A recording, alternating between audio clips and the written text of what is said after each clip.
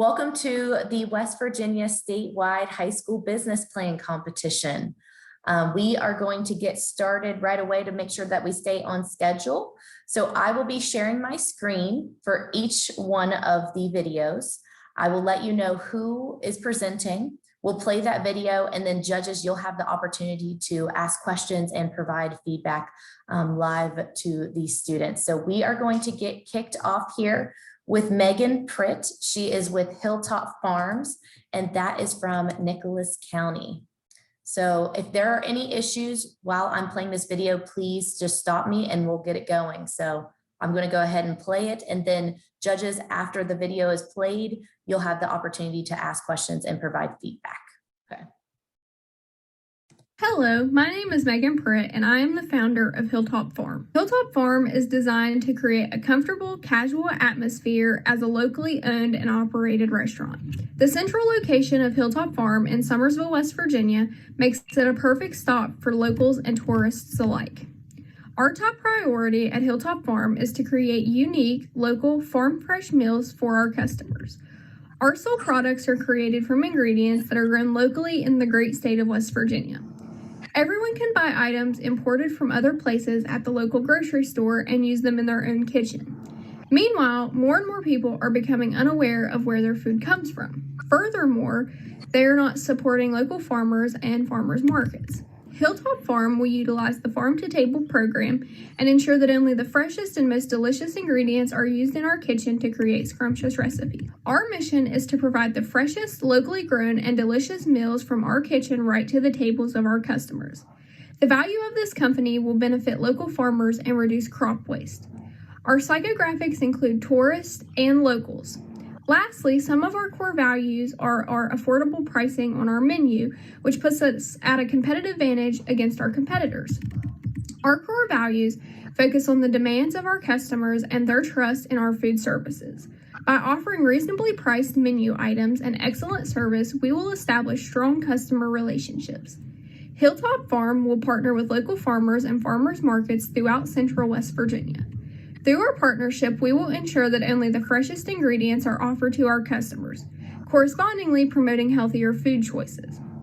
Our fresh ingredients are much healthier than processed and packaged foods since they are all natural, often organic, and locally grown. Specifically, this will provide our customers an opportunity to enjoy delicious meals while making smart decisions regarding their food choices. Hilltop Farm implies a focus on fresh and flavorful ingredients, a commitment to supporting local farmers, and a commitment to supporting the local economy while promoting agricultural development in the state of West Virginia. Additionally, we will be promoting the growth of small businesses within our communities. Although many restaurants exist in Summersville, few offer meals that are made from fresh and locally grown ingredients. On the contrary, the restaurants that are in the surrounding area often attract tourists and locals alike. However, what puts Hilltop Farm at a competitive advantage is by entering Hilltop Farm, customers will thoroughly enjoy the comfortable atmosphere alongside the assortment of menu items. Another strength of Hilltop Farm lies in our pricing and our simple new American-style menu. Additionally, our location puts us at an advantage against our competitors because we are located in Summersville, which is considered by many the Little Bahamas of the East. Our first location will be in the beautiful mountains of West Virginia in Summersville, which is the perfect place to experience new adventures. Whether you're native to West Virginia or you are a tourist visiting the area, customers will find the inviting atmosphere with healthy options when compared to the other eating establishments within the area. This lake and the surrounding area are a recreational haven. Here you can enjoy scenic beauty, outdoor activities, relaxation, and so much more. West Virginia is filled with year-round tourism opportunities, which allows for more people to visit Hilltop Farms and experience what all we have to offer. I did conduct a survey collecting the responses from tourists and locals. Around 85% of the tourists said that they would support Hilltop Farms, and around 90% of the locals said that they would support Hilltop Farms. Additionally, I did a survey of farmers in the area, and around 95% of the farmers in the area said that they would support Hilltop Farms and allow their items to be sold and used in our kitchen. Like I said, Hilltop Farms is a new American style restaurant with a kitchen specializing in locally grown and sustainable menu items. Hilltop Farms offers a wide variety of starters, wings, salads, hearty steaks, local favorites, burger platters, and mouthwatering desserts. One thing that I think puts Hilltop Farm at a advantage against their competition is our affordable pricing and the setup of our menu.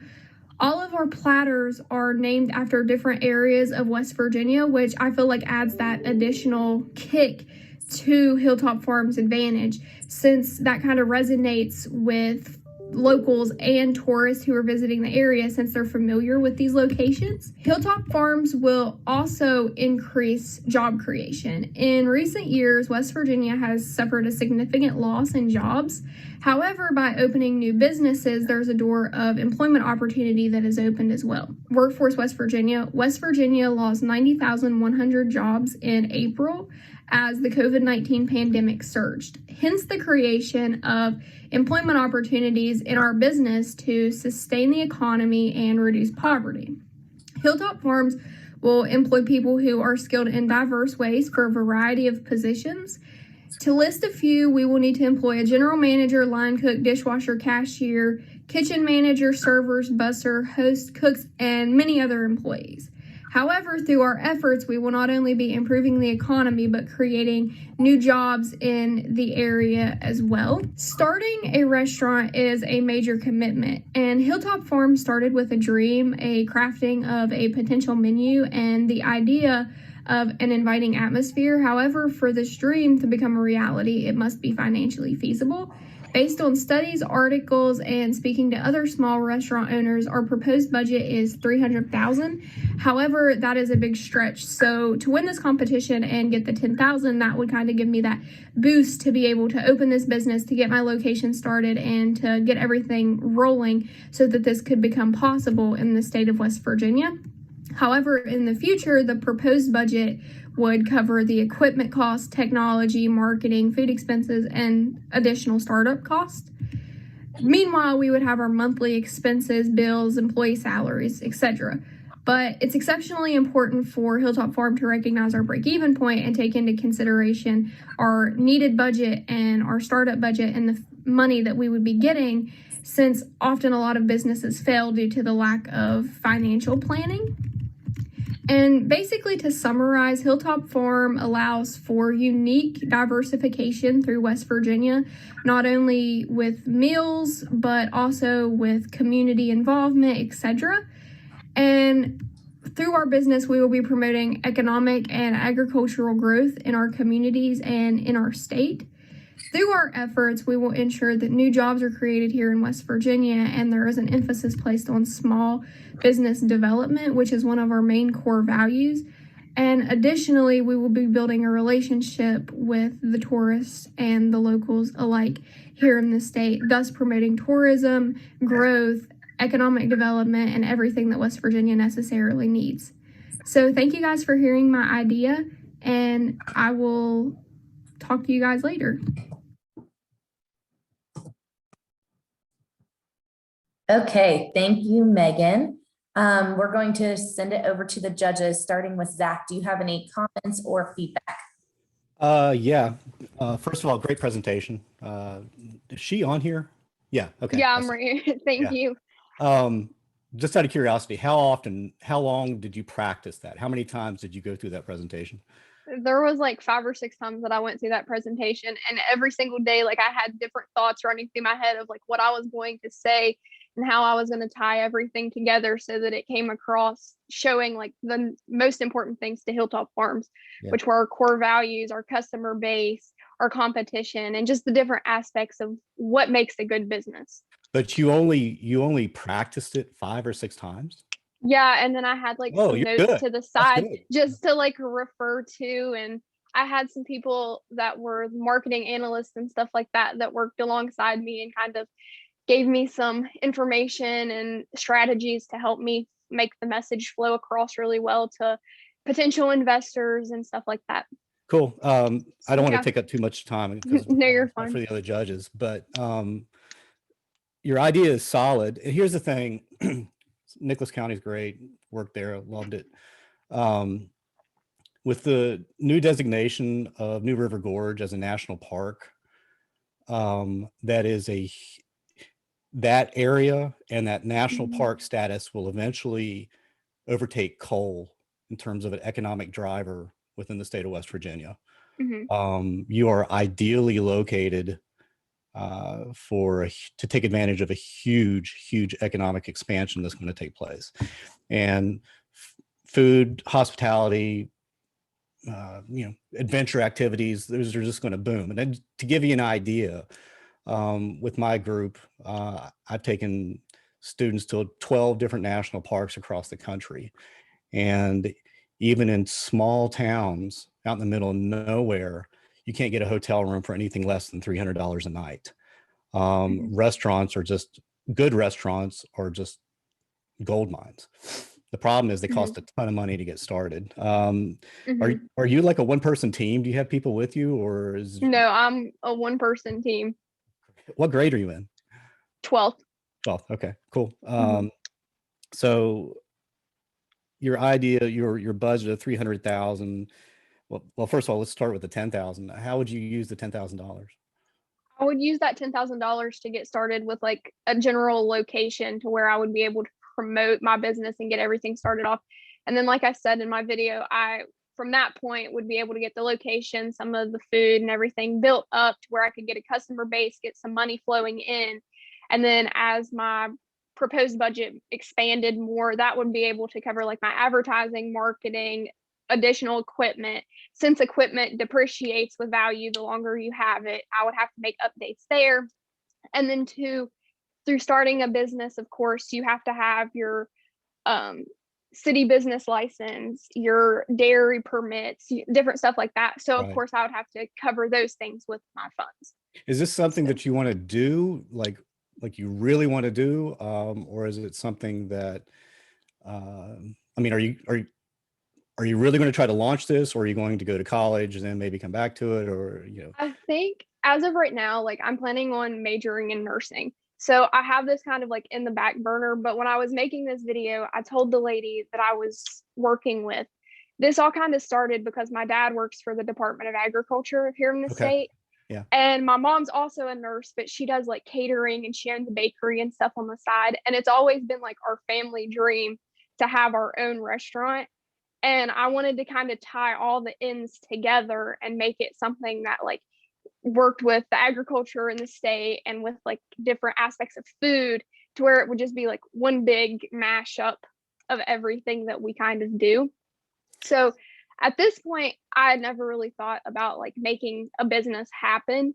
Right. But after I laid all of this stuff out in front of me and kind of set like a foundation, I've realized that this may be something that like I could actually make happen. Have you ever thought about a food truck instead of an actual like location? Yeah, I have. And Uh, I've thought that that that, would be good because like festivals and stuff like that, you could like travel around and hit like all right. the different It's actually a pretty cool locations. lifestyle. And let me, Yeah. there's a family here, and I live in Hurricane, and Mhm.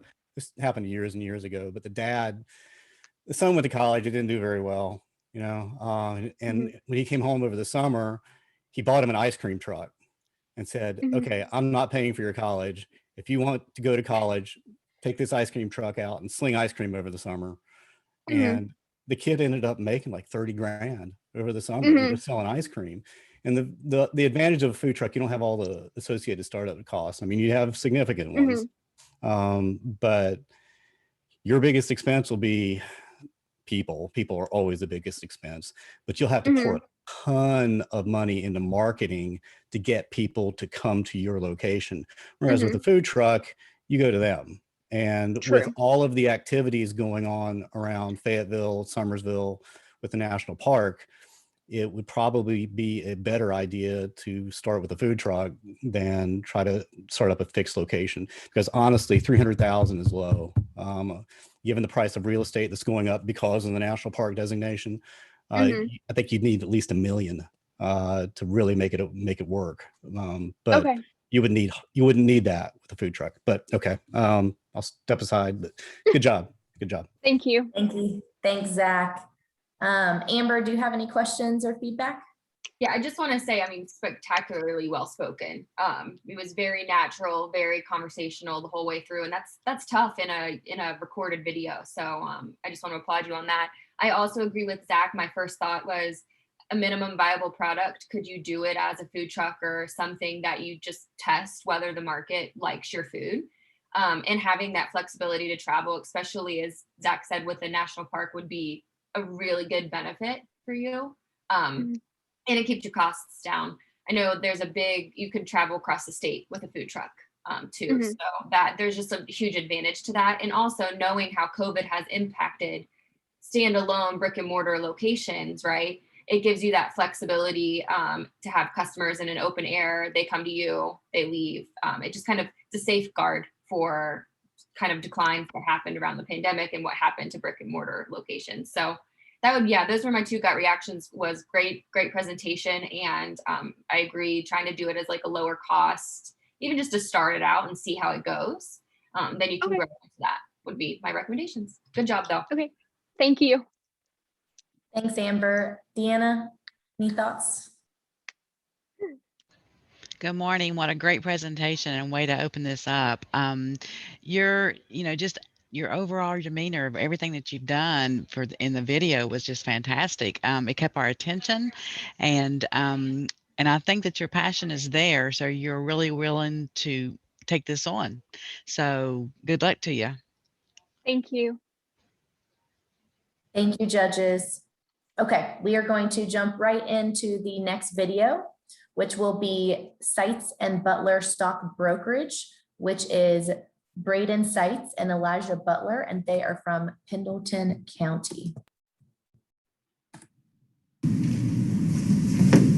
I'm Braden Seitz. And I'm Elijah Butler. And we're from Pendleton County, West Virginia. We're the co-founders of Seitz and Butler Stock Brokerage. Seitz and Butler Stock Brokerage intends to provide quality financial assistance and management to the masses by educating in investments and fiscal gain, handling the monetary flow of our customers, and assuring updated clientele utilizing our latest innovative systems. We hope to increase West Virginia's value as a whole and create a system through which West Virginians can increase their own economic portfolio. The opportunities that this will create will jumpstart low-income individuals and be beneficial to everyone as a whole. West Virginians as a whole often don't have the proper access in enabling their own economic growth. Through our company, we plan on providing the skills and abilities to do so. I plan on using an aggressive, yet consistent and stable day trading strategy, which I've been testing for over 2 years. Here's some data to prove that it is effective. This strategy is relatively simple and gets more complex with more research and more variables factored in. As you can see here, this account was very volatile, especially with the coronavirus recession, but was ultimately very profitable. This strategy involves thorough risk management as well.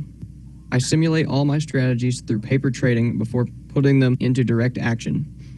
This proves the profitability of my style of trading and shows that it could be very beneficial for day-to-day profits in our company. I specialize in long-term growth stocks that will provide stability to both our clients and our company. Here's some data to prove that. Here you can see my general trend over the 2020 year. Beginning in early January, I had an average of around $1,000 on my account, with a slow increase of around 8.6% over a 3-month period. In mid-March, COVID had caused a recession of the global economy. My stocks took a natural plummet until around mid-April, when the economy finally began to heal. In mid-April, my account was worth around $900, but by December, it had increased to around $2,200 at around a 144.4% increase over this period of time.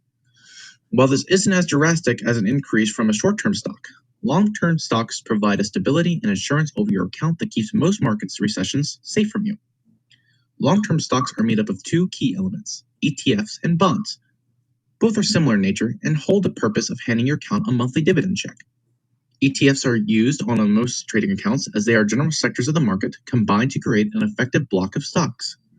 Bonds, on the other hand, are debt issued out by companies as a form of security to their own recessions.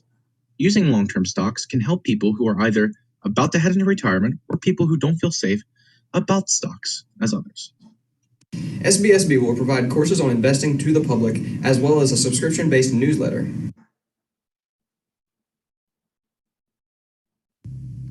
Our training program will include paid courses, either in person or online, that can be applied for in multiple ways, and they will cover all aspects of general money management and investing. As shown here, this is an example of one of our newsletters that we may use in the future. We plan on using the title and description of our person, along with a little description of whatever we're discussing about, whether it be short-term stocks, long-term stocks, market investments, recessions, etc. It could be pretty much anything depending on the subject or topic that we're deciding to talk about. We're also willing to show graphs at the bottom or on the sides, as seen here. And we also have an example of our logo on the top to recognize ourselves, and also contacts on the side. Most websites generally don't use this. However, we want to make it easier for customers to connect to us and for ourselves to connect better with our own employees and staff. Personal investments are very popular with the public. Around 63% of surveys that we've taken said that they would be willing to invest their own money. 31% said that they would not be willing to invest their own money, and 6% said they may be interested in investing. In terms of using a broker, around 62% of our surveys said that they would be willing to use a broker. 13% said that they would not be willing to use a broker, and 25% said they may be willing to use one. Finally, training and courses. Using our own personal courses, we've taken surveys stating that 71% would be interested in taking our courses, 12% would not be interested in taking our courses, and 17% said they may be interested in taking our courses. Unfortunately, West Virginia has suffered from an economic crisis within recent years. Many families have gone without jobs, work, or money. And because of this, many families have gone poor or were forced to leave the state due to economic situations. With our company, we believe that we can help the West Virginia people bring back not only their jobs and their families, but also their livelihood and their original houses. Towns across the state that were once littered with coal mines and industries have unfortunately rotted and been abandoned within recent years. With our company, we hope to helpfully reinvest those monies into those peoples, into those groups, and to hopefully build an economic portfolio across our state that will hopefully bring back jobs and people once again. And here's what you can do to help us kickstart our company. We will need an initial investment of $30,000, and after that, we will need to generate a successive $20,000 a year. But that's our part. And with that being said, help us help the West Virginian people.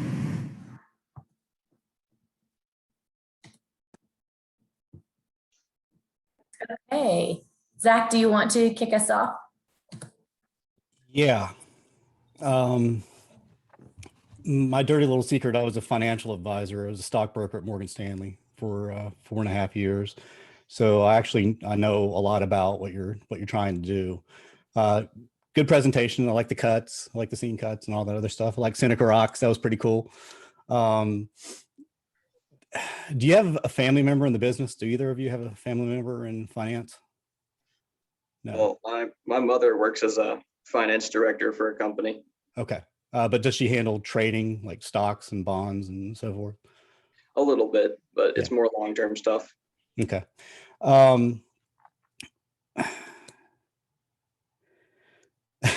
I don't know where to begin, to be honest with you. It's a great idea. It's a great idea. And people who succeed in finance make a ton of money. The problem is building a client base. But one of the biggest problems in West Virginia is there's not an industry that generates new wealth. So most of the time you're dealing with retirees, like rolling over the 401ks and that kind of thing. And that's almost exclusively long-term investing. And I have to say, when you said day trading, that sets off alarm bells within the investing community. The accounts the graphs that you showed,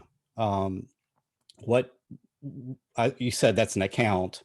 What was in the portfolio? Well, you had this great growth, but I mean, specifically, like what stocks, what bonds, what ETFs were you owning? Well, I own a lot of different things. Basically, what I do is I like to ride hype runs. So basically, whatever's presenting itself to me, I try to take advantage of. I'm sure you can name off some more particular stuff as far as ETFs go. Yeah, as far as ETFs, it's mostly just whatever's popular within the market. Generally, for yearly, there's people who generally choose a certain ETF or bond to go invest in. I generally try to find those companies or groups that are hyping those because people are generally going to hype them and grow this ETF. No, just to be clear, are you using real money or are you using fictional money, like notional money? Both of those accounts were real money. Okay. And what platform are you using to trade? Is it like E-Trade or? On those accounts, we were both using Charles Schwab. Charles Schwab. Okay. Great growth. Fantastic growth. There's an old saying. First of all, I think you're most profitable. I mean, honestly, breaking into financial services and getting people to trust you with their life savings is really, really, really difficult, especially the younger you are. Most people, I mean, I have some gray hair, and getting people to trust you with their life savings is really difficult. But there's an old saying in sales, and it's sell the shovel, don't dig for gold. And basically what that means is facilitate other people's sales and you'll make a lot of money. Your newsletter idea is probably ultimately, if you do it correctly, could be more profitable than actually trading stocks. There's multiple newsletters out there, and differentiation is a huge problem. You know, you got to have your target niche and all this other crap. But I mean, there was one that we used to subscribe to at Morgan Stanley that the guy sold it for like $35 million. That's where you got to find your niche, especially as a young person. And also compliance. Compliance is huge. Morgan Stanley, you know, an international brokerage firm, actually employs more lawyers than they do stockbrokers. Because compliance with the Securities and Exchange Commission is so intense. So much so, like, for instance, like if you have a Twitter account, if you're a broker and you have a personal Twitter account, you have to link it to the company, and there are only 10 approved tweets that you can send out. You can't like say something on your own. You have to literally cut and paste a tweet that they've approved. And it's all because of things like insider trading and these kind of things. So bottom line, I think financial services is a great business if you want to get into it. You're severely underestimating the legal and market challenges that it would take to be successful at it, unless you go the route of like a newsletter or something like that. But I liked your presentation. Good job. Thank you. Thanks, Zach. Amber, any feedback? Sure. Yeah. I guess my first question actually is, do you have a target audience in mind? I don't think you covered that in the pitch. Is there like a specific demographic that you were planning on targeting first? Well, initially, we're going to generally target people who are about to go into retirement or just in retirement. Those are generally the people who are going to be most willing to provide with our services and to have generally more stable retirement across our state. So they're going to want a nice dividend check monthly. So it's okay. That was kind of where some of my questions were, because I agree with Zach. It's harder to get somebody that has wealth to trust somebody that is younger to like put that into an investment portfolio. But the idea of I'm not sure if you're familiar with Market Snacks. It was acquired by Robinhood. It was a fintech newsletter, very similar. It was like $1 million. I can't remember the exact when they were acquired and what that deal was, but financial training and financial for younger, for like millennials, Gen Z. I mean, there's a lot of interest in this generation around that, but we just don't have necessarily the wealth to go into the investment piece. But like the education piece for that specific audience is very interesting and compelling to think about. And so that would have been my recommendation. It's going to be hard to acquire a client base that has the existing wealth, but to build the educational background for a generation that eventually will have that wealth is possibly the way to go. So I wanted to bring up your target audience, especially in West Virginia, where if we're talking about how to support, I mean, they might not have, it's a very small population that you're looking at to try to break into in the state. So I just want to say that I think the newsletter idea and the training and education piece is, you actually have two separate business ideas. And I would consider thinking about that as you move forward, but fantastic job. I also loved the way it was structured. I thought it was very clean to follow, and you guys have great presentation skills. So thank you. Thank you. Thanks, Amber. Deanna, any final thoughts? To add to both of those, you did a great job, and I really enjoyed the graphics and such, just to show things, visually. One question that I have is, are you involved in business and marketing courses at your school? Yeah, we're currently enrolled in a business and marketing class. That's what we're doing this through. Okay, so were you part of like the Stock Market game, or? I'm not sure what school you're from. Where are you from? Pendleton County High School.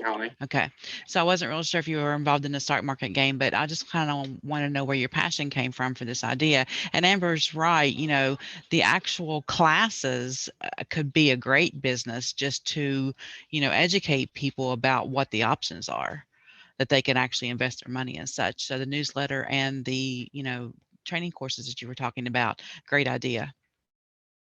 Passion come from? What'd you say? You cut out.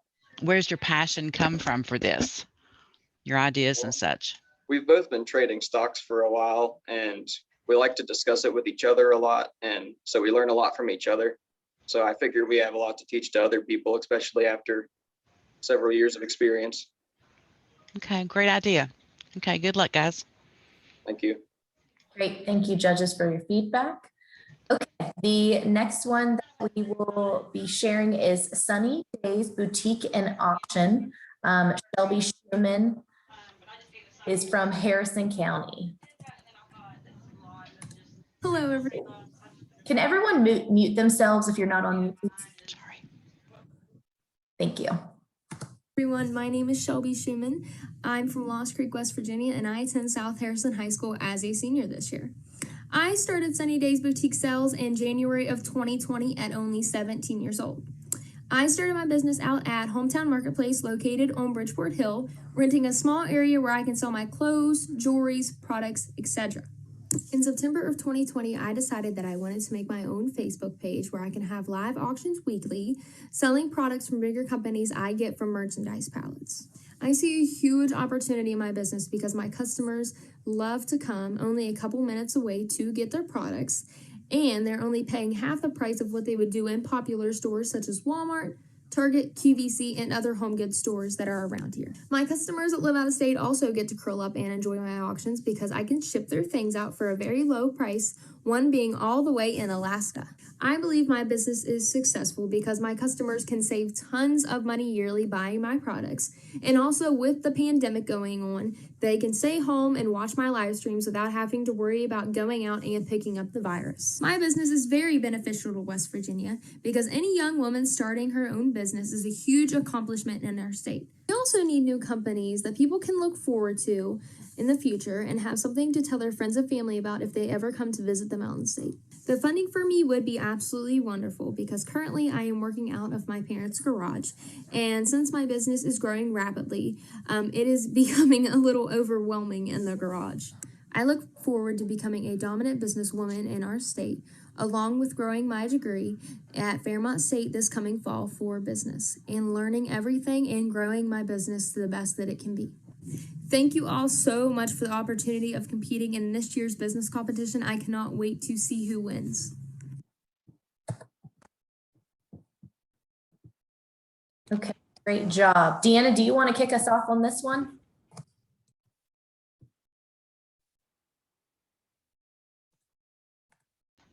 Sure, had a little bit of trouble getting the mute button off again.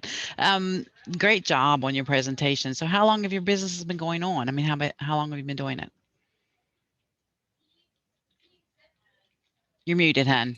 Okay, wait, I think I fixed it now. Can you hear me now? Yes. Okay, I started in January of 2020. My business did. And what has your profit margin been since you've been doing this? Just an So estimate. okay, there we go. I think you can hear me better. I'm making about $1,500 a week doing this. And where do you So- get and where do you get your merchandise? I actually traveled to Buchanan to pick up my merchandise pallets. She's kind of like me. She does an online auction, except that she sells pallets. Okay. Mhm. I was gonna say there's even been here in Charleston, there was a boutique that was a truck. And I think Tara, don't get me wrong, but or I'm not sure, you can correct me, but didn't we have one some time years back that actually won the competition with like a clothing truck? Something years A ago. couple of years ago, and yeah, and Mhm. she was in the finals, I believe. And it was a great opportunity to her too. She did a great job, but good presentation. I'll let the other judges talk now. Okay, thank you. Amber, do you have any thoughts? Yeah. How much do you pay for a pallet? It ranges. I've paid from $550 before to $1,200 on them before. It just kind of depends, because when she does bidding on hers, so you can go as far as you want to. She does like the 2-minute timer, and then you can go as far as you want to. And whenever the bell rings, whoever has that price, they will get it. And that $1,500 a week is your profit. Are you paying yourself? Or does that include your travel costs to go get it? Like that, is that Yeah.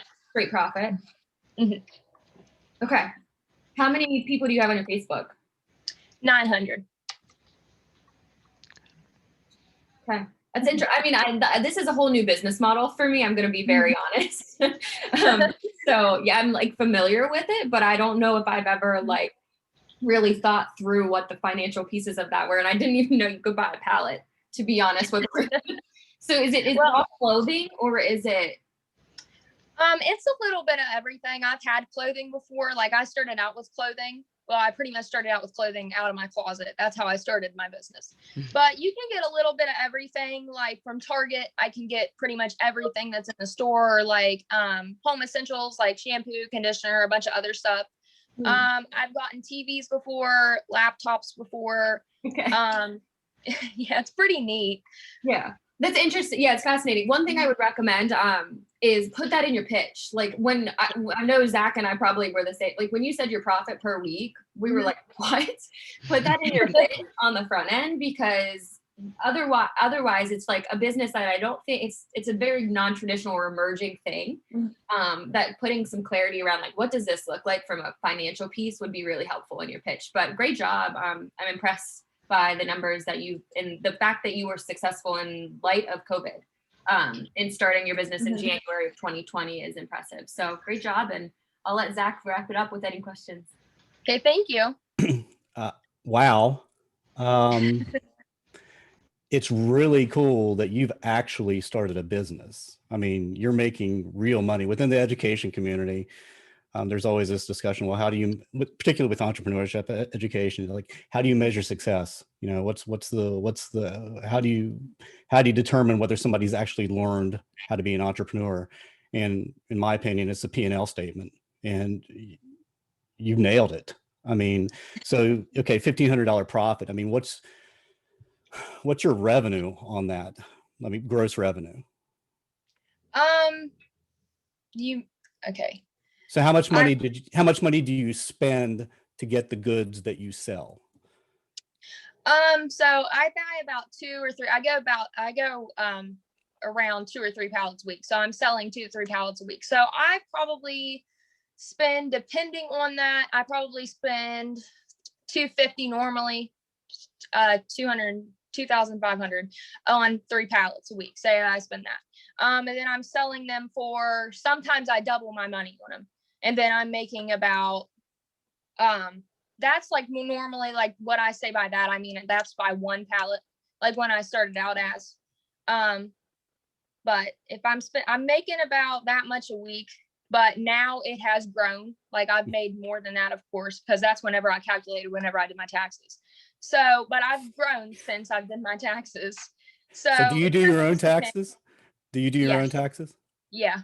That's so awesome. That is so awesome. Thank you. Okay, so I'm totally ignorant about this, but Mhm.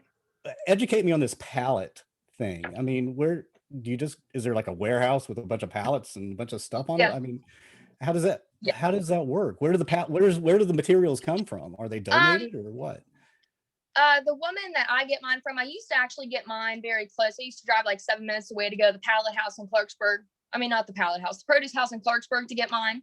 They buy them, the people that own them, they buy them from bigger companies like around the world. Because whenever Target, so it's cheaper for a Target to actually throw their things out and put them in merchandise pallets than actually just dispose of them. Oh, So I that's see. where it comes from. Yeah. And most of it's actually brand new products because sometimes they have so much on their shelves that they just need to get rid of other things that have came in. And some of it has been used or some of it has been returned, which actually the returned items are great because a lot of the times you'll get a sticker on them that says like, this has been used, blah, blah, blah, that I just didn't want or need. So they're actually brand new products. People just did not want them, or like after Christmas time, whenever people have their presents. And then of course, when they don't want them, they'll take them back to the store. So it's So pretty, you're like your own little Big Lots. yeah. Yeah. That's so cool. That is just so cool. I mean, this is really, really cool. So what would you do with the 10,000? I would definitely buy my own building because I'm Oh, currently working at, no, oh no, no, you're no. killing it right now. I mean, your sales are all online, right? Through this auction. Yes. Mm-hmm. And you said you're working out of your garage, but that's okay. Mm-hmm. But when you buy a building, you're buying overhead, and that Yeah. overhead doesn't go away. That's huge. Yeah. I don't know, but that's your business decision. You obviously know what you're doing, so cool. Good on you. I mean, that's impressive. Congratulations. Thank you. And Shelby, I have one more question. Where did your passion come from? My dad actually owns his own welding business here in Lost Creek. And I've always wanted to own my own business. And I had no idea how to get started. So as soon as I saw these pallets and merchandise come out, I was like, you know what, I could really do this. And I've grown to really like it too. I mean, it's something that I really enjoy. Like I could probably do it for the rest of my life. Okay, so you were talking about going to Fairmont. Now, do you have business and marketing classes at your high school that you? I do have a business computer class, which my teacher, Miss Cole, that's in here with me, I have her first and fourth period. So I have her about 3 hours a day. So yes. Okay, thank you. Good luck, hon. Thank you. All right, great work.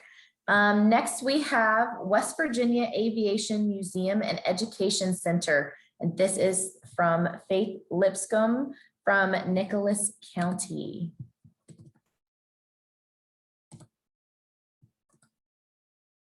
Good morning, this is your captain speaking, and during our flight, we'll be talking business. My name is Faith Lipscomb. I'm from the Nicholas County Career and Technical Center. And my business is the West Virginia Aviation Museum and Educational Center. What is my business idea? Basically, a facility in Charleston, West Virginia near Yeager Airport. There will be an educational spiral where visitors can have their pictures taken, learn about aviation history and aircraft, interact with games and simulations, visit the hangar, grab a meal at the pilot's pub, and purchase something from the gift shop on their way out. There will be 3 different specialized programs in which members will have a variety of benefits. There will be aviation-related movie nights and visits and lectures from special guests. This is kind of my depiction of what the facility might look like. What opportunity do I see? Well, I could see it being a very popular and successful attraction in West Virginia and a place for people to gather. I could see us changing how people perceive museums by amplifying their experience. I feel like there is a very large misconceptions that museums have to be boring, and I feel like that is not necessarily true. Educate, empower, and inspire people. Teach West Virginians about an important yet overlooked part of our history and heritage. Honor Chuck Yeager, Katherine Johnson, and others. I feel like knowing that these people are from West Virginia, these West Virginians can relate to them and they can feel empowered and inspired by them. Empower women. Empower young people. Give people resources and connections to learn and start a future for themselves, and perhaps allow people in the programs to have free discovery flights. help people find their spark, encourage West Virginians to pursue careers in aviation. Why would this be a successful business? Well, only aviation museum in West Virginia. Aviation is just another part of our proud heritage as West Virginians, and I'm honestly surprised that we don't already have an aviation museum in West Virginia. Its location in Charleston, West Virginia. I believe that Charleston has a lot of opportunity for growth, and I feel like it is a great place to start a business, and I feel like its location will just make it 10 times more successful. Our connections around Yeager Airport, organizations, institutions, and even the guard base there, I feel like a lot of people is going to support this. Strong marketing strategy and value proposition. I feel like customers are definitely the hero of the story here, and I feel like our value proposition to educate these young West Virginians and empower people, I feel like is so powerful and so meaningful that it just is an amazing thing. Modern and interactive. It will attract our next generation of customers. Value proposition. How will it benefit West Virginia? Well, again, it'll be the only aviation museum in West Virginia. Very popular and successful attraction in West Virginia. Powerful social and economic impacts, which I will discuss more later. Job creation and work study program. Mission to educate, empower, and inspire people. So what is a job creation in West Virginia? Well, there will be job and volunteer positions, but we will need an archivist, a conservator, a curator, museum educators, front desk workers, gift shop workers, photographers, cooks, custodians, maintenance worker, and a groundskeeper. I could see a potential work study program for students attending Marshall's brand new flight school. So who is our customer? Well, our target market, which is basically the people who we are really trying to attract here, will be our West Virginians, young people, women, aviation enthusiasts, people who work or plan to work in the aviation industry, and veterans and current members of the U.S. military. Now, this will overlap with the potential customers, and our potential customers are basically people who are very likely to come to our museum, which will be West Virginians, students, aviation enthusiasts, people who work around Yeager Airport, people who are enlisted with the local Air National Guard unit, and members of the local Civil Air Patrol. So, what is the social impacts? Well, educate people about aircraft and aviation history, empower women, West Virginians, and young people, help young West Virginians find their spark, give people resources to create a future for themselves, show West Virginia that aviation is another component of our proud heritage, and I stress this. So what are the economic impacts? Attract people within a 90-mile radius to drive to Charleston and purchase the products and services that my business has to offer. Attract people from the airport. I feel like when there's a layover or delay, people will be bored and they'll be like, well, there is a museum over here. Like that might be fun. Like, let's go. Programs could potentially create future pilots and aircraft crew and maintenance workers in West Virginia, which will be amazing for economic development in West Virginia. And I talked to Tracy Miller, the president of the Mid-Atlantic Aerospace Complex, and she stressed this. She was like, aviation is such a good thing for economic development in West Virginia, and I think that's very important. So we need to inspire more of our citizens to reach for this goal. How would funds be used to get started? Well, the brick and mortar facility, which will be about 60,000 square foot with a 35,000 square foot hangar, will be about $21 million if you consider lighting and fixtures. There will be interactive exhibits, which will cost $1.5 million. Observatory will be $85,000. Hiring employees, which will be about 60 employees, and paying them for salary and wages for a year will be $405,000. Exhibit cases and educational boards will be $55,000. Gift shop and restaurant inventory will be $10,000. And all that will add up to be about $23 million.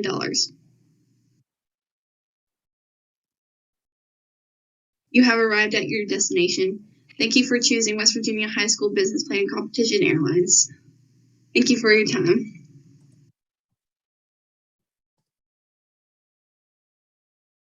Great. Okay, let's start out. Amber, do you want to start out? Sure. First, I love the little play on the pilot at the beginning and end of your pitch. I love that. So a couple of things. I think the educational aspect of this is really interesting, and having it tied to, I know that there are like emerging drone programs that are taking place in some of the career and tech centers. And so tying it, and you mentioned the Marshall investment in their pilot school. So I think tying it into that educational aspect would be really good. I would recommend narrowing your target audience. You list a lot of different sectors. So think about if you can narrow that and do maybe some tests. So maybe you don't go straight to a brick and mortar facility. You create an educational program that might travel the state and see if there's interest or something like that, as like a recruitment tool, right? So, and then get some support for a brick and mortar. That 23 million is a huge investment for, like, we need a use case that would be something that would be appealing to people. So I would recommend testing like a small subset of an educational program. Maybe it's a program at Marshall that is like a camp on aviation for young women or something like that. So kind of my two pieces of recommendation are to narrow in on that educational aspect. Think about how you can also tie it to the future of aviation. So it's like celebrating our history, looking to the future, and then see if you can do some tests of educational programs to ramp up interest before you go straight to a brick and mortar. That's a big investment for the state, and museums are traditionally hard to upkeep without some federal funds. So I would say looking in that would be the good way to go. Thanks, Amber. Zach, do you have any thoughts? Okay, thank you. Yeah.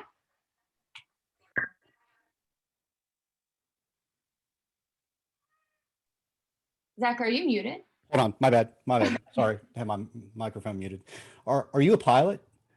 No, but I plan on being a pilot. I flew a plane the other day though, but I'm going to Marshall's new program actually. I'm in the Air National Guard. I hope to fly C-130s, and that's definitely in my future. So you are in the Air National Guard now. Yes, I swore in September. Congratulations. That's cool. That's really Thank cool. you. Yeah, obviously you're passionate about aviation, and when I was a little kid, my dad took me to the Air Force Museum up in Dayton, Ohio, and it's really, really, I'm envious of you, frankly, especially if you come through and become a pilot. That's really, really cool. As far as the museum go, Amber's right, $21 million. That's a lot of money.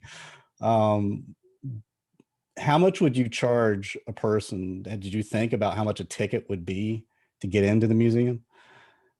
Yes, I was thinking about $8 for children, and about $12 for adults, and then maybe a discount for like veterans and military members. So definitely an admission tickets, because this is going to be a lot, and I am aware of that. Yeah. So just your payroll is $405,000 a year. Did you calculate how many tickets you would have to sell in order just to cover your payroll? How many people would actually have to walk through the door and pay money to cover your expenses? No, sir. That's okay. That's all right. Amber's right. I think it'd be cool to kind of like do a mobile exhibit, and generate, see what kind of interest you could find. Because I think it's cool. I think there's a lot of people around the state that are very interested in aviation, like you said. And I'm really, really cool. It's really, really cool about the whole proud heritage. We have a lot to be proud of here, a lot. And I think that your idea of building that into the whole pitch, the whole experience is really, really cool. Yeah, it was a good presentation. I wish you all the luck. Congratulations on the whole Air Guard thing too. That's cool. Thank you. Yep. Bye. Thanks, Zach. Deanna, any final thoughts? Congratulations on getting accepted to Marshall too. That's really cool. I've been reading a lot about the aviation program and even was trying to talk my son into it, but he's at WVU now. But so what started this? Have you attended? I mean, did you go to a museum and see things, or what made you go to, the aviation side, going to Marshall? Yes, I went to Tennessee, a museum in Tennessee, and I was like, wow, like why don't we have one of these in West Virginia? So there was a big opportunity there because we have Chuck Yeager. I mean, he just passed away, and we have like Katherine Johnson on. Have you heard of her? She was in NASA, and she did a lot of the calculating for a space mission in the 1960s. I don't know, just amazing people. And I feel like a lot of my idea comes from problems that I see. The misconception that museums have to be boring. I feel like myself as a woman, I feel like more women need to be introduced to aviation. I feel like that can explain like a shortage of pilots. I feel like I wanted more people to be inspired like I was. Like it took me seeing the C-130 take off to light that spark in me, and I just want to help other people find their spark too. Well, you can tell you have that spark, so good luck to you, hon. Thank you. Thanks, Faith. Okay, we have our final video, and this is called First Steps West Virginia. It is by Claire Pollock from Herbert Hoover High School. Hello, I'm Claire, and I'll be talking about First Steps West Virginia, which is my business idea. First Steps West Virginia is a nonprofit organization focused on providing assistance to people who are interested in or struggling to open a child care facility. We are located in Charleston, West Virginia, and serve the entire state of West Virginia. I came up with this idea as I was trying to figure out what the state of West Virginia was in need of. I began to think about the unemployment levels in our state and the various causes of that. This led me to the idea that access to childcare affected parents' ability to be employed. As I researched, I discovered more about the seriousness of childcare deserts. This issue is important to me as it affects women, children, and many people in rural and poverty-stricken areas. My solution to this is to assist potential daycare owners in opening their childcare centers, which will hopefully create more childcare centers and ease the struggle of childcare accessibility. We believe the need for our organization in West Virginia is great. A childcare desert is defined as any census tract with more than 50 children under the age of 5 that contains either no childcare providers or so few options that there are more than 3 times as many children as licensed care slots. As you can see on the map, the majority of our state is located in a childcare desert. 64% of West Virginians live in a childcare desert as compared to the 51% national average. We are just one of 11 states in the country that have 60% of their population living in a childcare desert and have the 4th highest percentage behind only Hawaii, Nevada, and Utah. High-quality childcare is extremely important to the development of young children. It contributes to their mental and social development, which affects their children's readiness for school and affects them all the way into their adult life. Easily accessible childcare also improves parental employment, which benefits family self-sufficiency.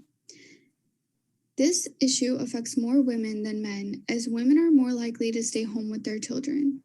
Research has found that proximity to childcare affects women's participation in the workforce, and their labor force participation rates are approximately 3 percentage points lower when they live in a childcare desert as compared to the average. Although West Virginia has a more severe issue with childcare deserts, parents all over the country are affected by this issue. An August 2020 article in the Buffalo News reported stories of 2 families that were affected by this issue. Jennifer Cullen, who is a single mother, could have lost her job if she did not find childcare for her son, but when she did find childcare, it was 45 minutes away. Sarah Durham and her husband looked for 6 months along with the help of a childcare advocacy group for childcare for their son, and they could not start work until they found it. I have reached out to someone who is currently running a childcare facility and in the past has run a childcare facility out of her home.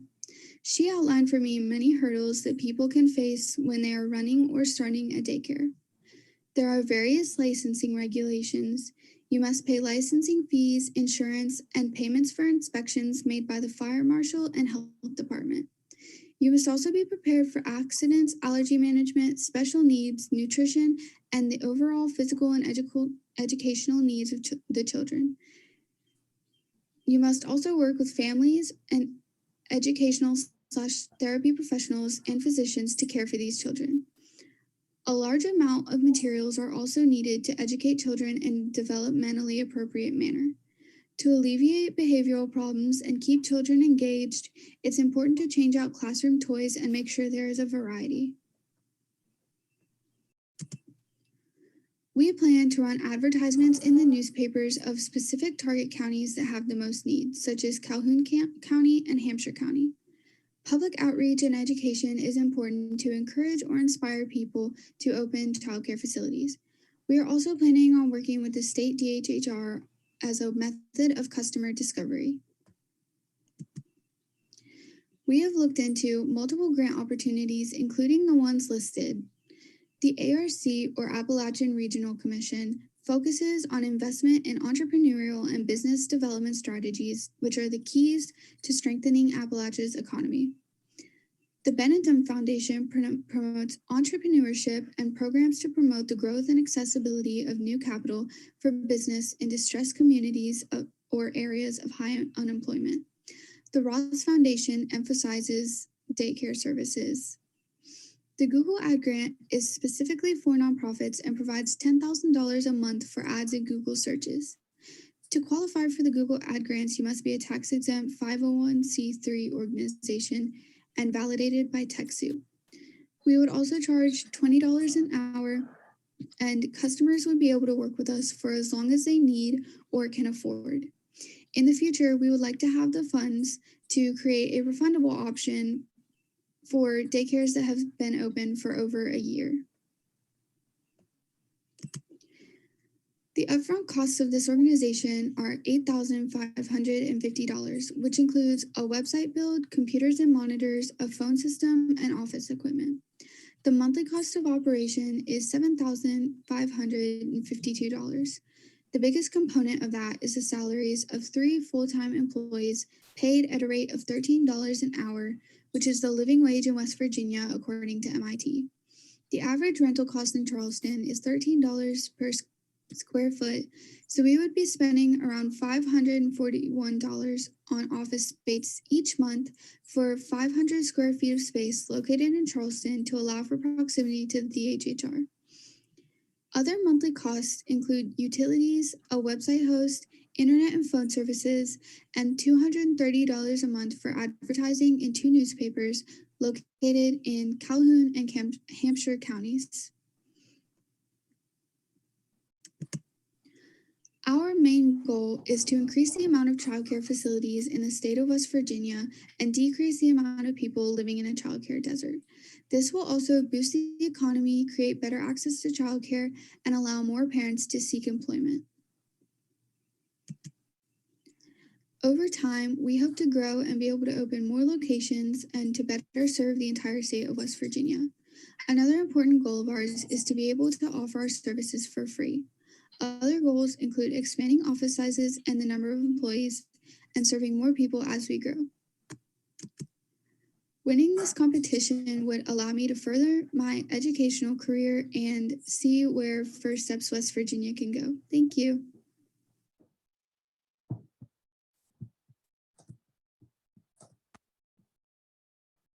Okay, great. Deanna, would you like to start us off?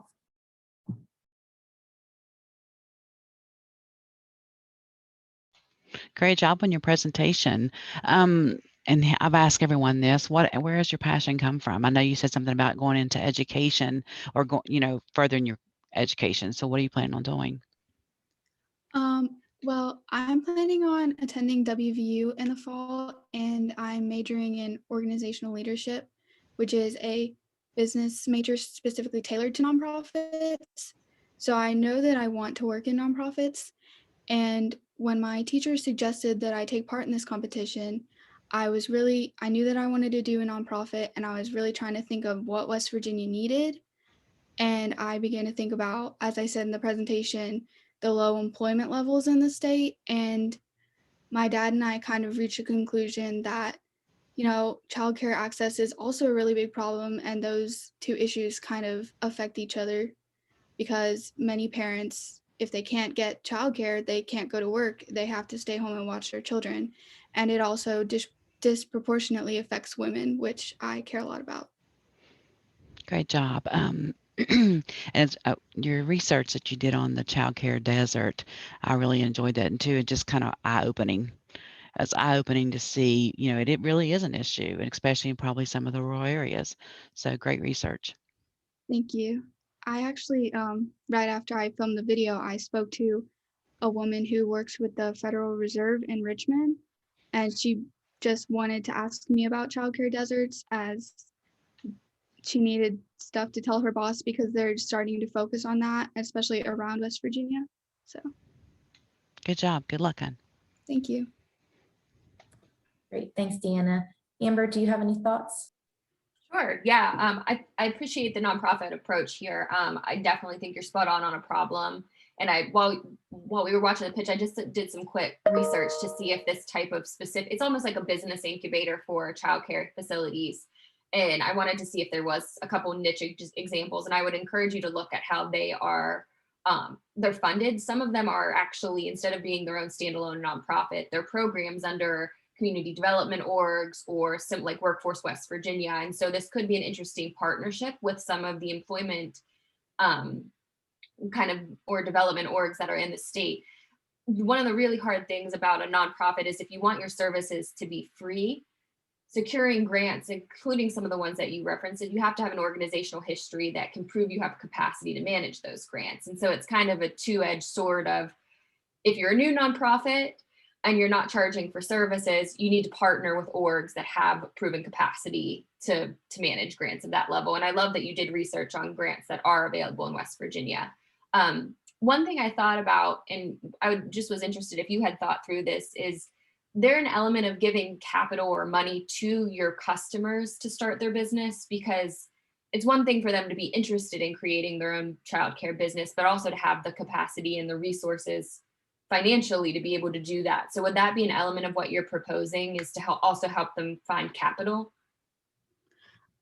Yeah, I hadn't thought of that, but I would definitely include that. And in the beginning, I was thinking about trying to subsidize families' childcare costs, but I kind of took that out because I wasn't sure how feasible that is, especially in the beginning. Yeah, that's something that I think would be so important when they sign up for your services and they go through this process. Are there also ways that we connect them to the capital that they'll need to make that business happen? Because they can go through the training and go through your program, but unless they have the funding to get started, they'll just be trained. So that's something I want to maybe think about a little bit as part of your business model too, is connecting them to the additional resources that exist in this nonprofit grant giving space to also start their own businesses too. So, but great job. I think you're spot on a very niche problem, and anything that we can do to help build some childcare capacity in the state's very good. So great job. Thank you. Thanks, Amber. And Zach, do you want to bring us home with the final comments? Sure. First of all, your research is probably better than most college students, hands down. Thank you. I mean, you did a really, really good job. You said you went through a process where you decided to do a nonprofit. What was your motivation for going nonprofit versus for-profit? Well, I know that I want to work in nonprofits as my career, and I kind of figured that out last year because I had no idea what I wanted to do. And I knew that I wanted to help people, but I wasn't really sure how. And I kind of discovered this major at WVU and figured out that that's what I want to do. Okay, cool. It's interesting because I kind of went through the same thing that you were going through, except I went through it as a middle-aged man. I left financial services, and over the previous 20 years, I'd helped and worked with startups from California all over the country. But I got it in my head that, and this is, well, I needed to save my soul. So I decided to start a nonprofit, and for the first 2 years, I gave away everything for free. And that ended up being a lot of my own money.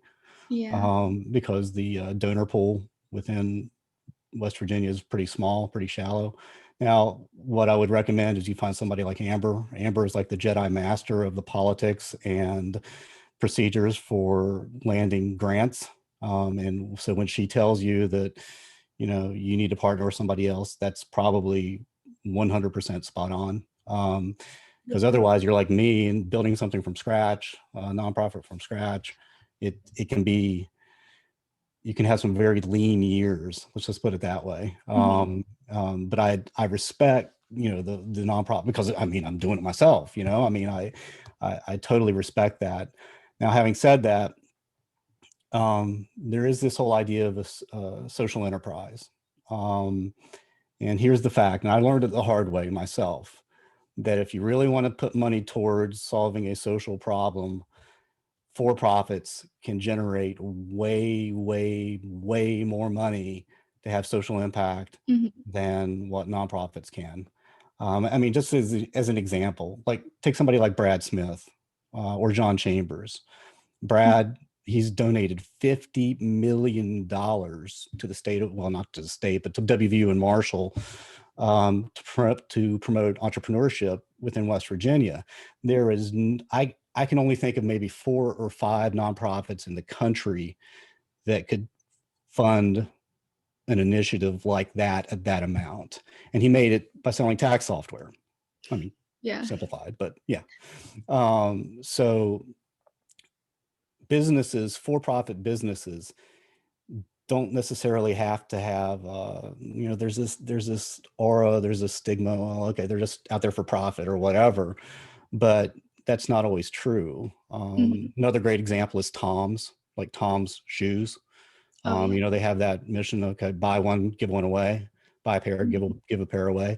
So you can do it as a for-profit business and ultimately have a far, far, far greater impact than running it as a nonprofit. But I get it. I get the whole idea of running it as a nonprofit, because that's what I'm doing. But you could probably save yourself a lot of heartache and have a greater impact by trying to do it as a for-profit. But your research is incredible. Really, you did a really, really good job on your research. But thank you, though. Zach, I put in Coalfield Development is a really good example of a social enterprise in the state. If you were interested in how they've done it, they have, like Zach said, like a really meaningful social investment mission, but they launch micro businesses around those social goals. So if you're interested, Claire, that would be something you could look into, is Coalfield Development. They're doing it within the state. All right. Thank you. Good job. Thanks. Perfect. Welcome back, everyone. Just want to go ahead and say thank you to all of our judges. We really appreciate your time and expertise today. And without further ado, we will announce the winner. So congratulations to the West Virginia statewide high school business plan competition winner for 2021. It is Sunny Days Boutique and Auction, Shelby Schumann. So Shelby, if you will stay on after, we will chat with you. And students, I will email you all of the judges' information. Some of them had some things that they want to share with you. Congratulations to everyone. You all did an excellent job. Have a great day.